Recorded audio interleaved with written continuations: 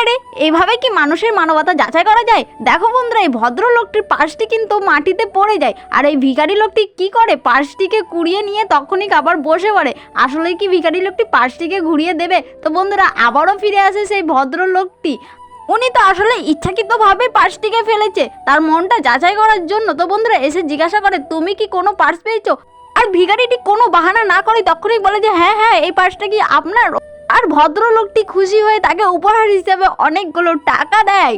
তো বন্ধুরা, এতক্ষণ ধরে কিন্তু ভিখারিটি শুধুই বসেছিল, কেউ টাকা পয়সা দিচ্ছিল না। তখনই এই ভদ্রলোকটি পরীক্ষার পর থেকেই দেখো বন্ধুরা, আসলে ভিখারি লোকটির মনটা অনেক ভালো ছিল, তাকে টাকা ফেরত দিয়ে দিয়েছিল। আর তাকে অনেক অনেক ধন্যবাদও জানাই। আর তখনই আবার ভিখারি লোকটি বসে, আর পরস্পর অনেক অনেক লোক তাকে টাকা পয়সা দান করে। আসলে বন্ধুরা, যার সততা আছে তার ওপরওয়ালা আছে।